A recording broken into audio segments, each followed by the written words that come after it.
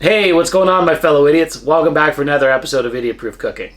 So it's been a while since I made a burger for a video, and honestly, I'm just kind of feeling like making a burger today. I've been craving one for a couple of weeks now, and so, hey, if I'm going to make one, I might as well make it into a video. So I'm going to be making a stuffed burger called the Juicy Lucy. Essentially what it is you take two hamburger patties and then you put some American cheese in the center of it. Like when I say some, it's, a good amount of American cheese. You fuse the two patties together so it turns into one thick patty stuffed with cheese, and then you just fry it up and you cook it, and then when you cut it in half, there's a bunch of just melty, gooey cheese that comes out of the center of it.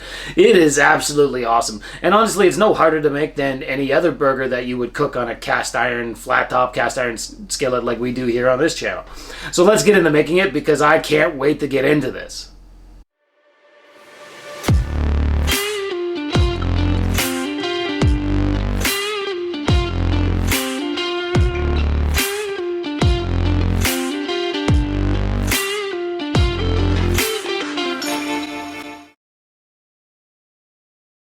So let's first make some hamburger buns, and we're going to need our stand mixer to make the dough.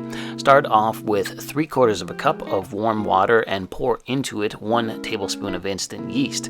Mix that all together until it's nice and frothy, and then we're just going to set it aside for just 5 to 6 minutes while we deal with the dry ingredients. We're going to start off by adding 3½ cups of bread flour into the bowl of our stand mixer. Once that's in, we're going to add in 1/4 cup of white granulated sugar and then 1½ teaspoons of kosher salt.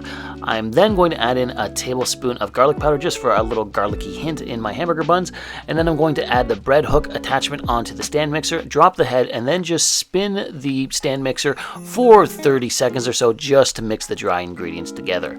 Lift the stand mixer head back up, and it's time to add in our watery yeasty mixture. Pour it all in, and then we're going to add in 4 tablespoons of melted unsalted butter. Last but not least, we're going to crack in 1 large egg, and then it's time to mix this. So drop the head on your stand mixer again and mix all of the ingredients together on a medium speed for the next 7 to 8 minutes until you get a nice smooth and consistent dough. You might have to scrape along the walls of the bowl a couple of times, and if you do, that's not a problem. After 7 to 8 minutes, you should have a nice smooth dough, so just take the bowl out, and that's what your dough should look like. Look at that. Now, before we let this dough rise, I am just going to give it an extra minute of kneading or so. Just work it back and forth with your hands, kneading it, like I said, just for a minute or so. And once you've kneaded it for a bit, we're going to form the dough into a nice taut ball, and we're going to then get out a large bowl, spray it down with some cooking spray or grease it with some olive oil, drop the dough ball in, give it a swish around in the cooking oil, cover the dough and bowl with some plastic wrap, and we're going to let this rise. So stick it in a warm, dry spot. I typically stick mine in my oven with just the oven light on, and we're looking for it to double in size, so it's going to take anywhere from 1.5 hours to 2 hours. After 2 hours, you can see the dough is nice and risen. Look at that. It looks quite nice. We're going to just give the dough a little punch to deflate it, and then scoop it out of the bowl, drop it down on your cutting board, and we're going to cut 6 pieces of dough out of this. Now, I weighed my dough and it was 36 ounces, so 6 pieces of dough at 6 ounces each. Nice and straightforward. Once we have all of the pieces of dough cut, we're going to just form them into little balls in our hand. As you can see here, it's pretty straightforward.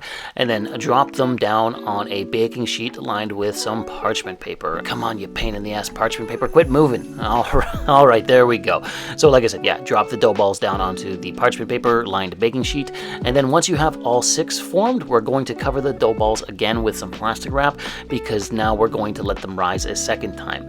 And much like the parchment paper, the plastic wrap wants to be a hassle to work with. I hate parchment paper and I hate working with plastic wrap. Both of them are a pain. Alright, so stick the little dough balls in a warm, dry spot again for another hour so that they can puff up and double in size. Look at those. Alright, we're almost ready to bake these. All we've got to do now is give them a wash with an egg white with a little bit of water added to it, and then optionally we're going to add a good pinch of white sesame seeds to all of them. Now we're going to preheat our oven to 350 degrees Fahrenheit and bake these for 18 to 22 minutes until they come out nice and golden brown and puffy, looking like that. Those are beautiful. beautiful hamburger buns. They're super hot, so we do have to let these cool down. Unfortunately, I would love to crack into one right now and try it, but they are super hot. So let them cool down for about an hour or two. After 2 hours, I'm going to cut into one here first before I make the burger. I just want to show you the interior shot of them because they are beautiful. So cut it down the center and look at that, nice and fluffy. And they've got that little hint of garlic, so they smell amazing. Let's set those aside and get to making the Juicy Lucy burger. So what I've got here is 2 6-ounce patty made from some fresh 80/20 ground chuck. Yeah, 6-ounce patties. This is going to be a big burger.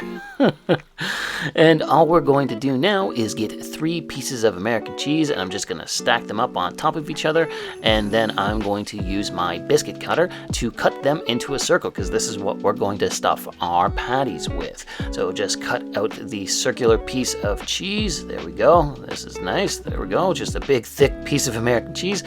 Put the cheese down on one of the patties and then take your other patty and place it upon the first patty and the cheese, and we've got our workings of a stuffed burger, a Juicy Lucy burger.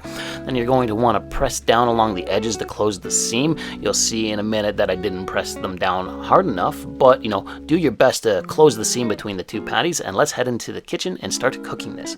So I've got my cast iron skillet here heating up on a high heat with some avocado oil down, and we just want to let the pan heat up for 5 to 6 minutes before cooking our burger because cast iron takes a bit of time to heat up.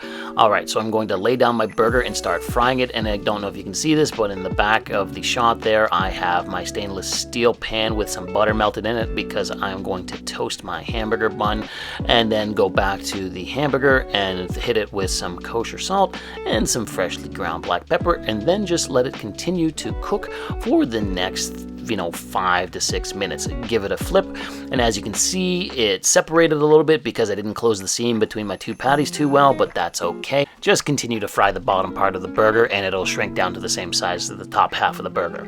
After about 4 or 5 minutes of frying the bottom half of the burger, hit the top of it with 2 slices of American cheese and then throw a bowl down just to cover the burger up to melt the cheese on it. Alright, it's time to eat this thing. As you can see, the cheese is nice and melty on top, so I'm just going to throw the burger down on the bottom bun and then crown it with the top half. No condiments, nothing on this. This is a simple burger. It's cheese and beef and bun, and this is going to be glorious. And you can see it's pretty juicy. It's a Juicy Lucy. All right, let's cut it in half so you can see the interior shot. You want to see the cheese shot of it on the inside. Look at that. Look at the cheese oozing out of it when you squeeze it. Oh my goodness. Now, as you can see, it's still just a touch rare in the center, and honestly, that's okay. If you grind your own beef, that's not really something that you need to worry about too much. A little pink is still fine. So anyways, there's the other half of the bun, and this thing is ready for a taste test. I am excited to try this. All right, it's cheesy and it's beefy, and oh yeah, that is good. Wow, is that good? Okay, first off, the bun, it's awesome. It's got a little garlicky hint to it. It's nice and soft and fluffy. Tasty as what you would imagine a delicious hamburger bun would be, but the burger is so cheesy and so meaty because it's a thick burger, and it's not only got cheese on the top, it's got cheese in the center of it. It is awesome all the way around. Oh man, this was good. I finished this in no time. So let's call it there. I had a lot of fun making this today, and I hope you enjoyed what you saw. If you did, why don't you drop me a comment, like the video, or even subscribe to the channel. Thanks again for watching Idiot Proof Cooking, and we'll see you again soon.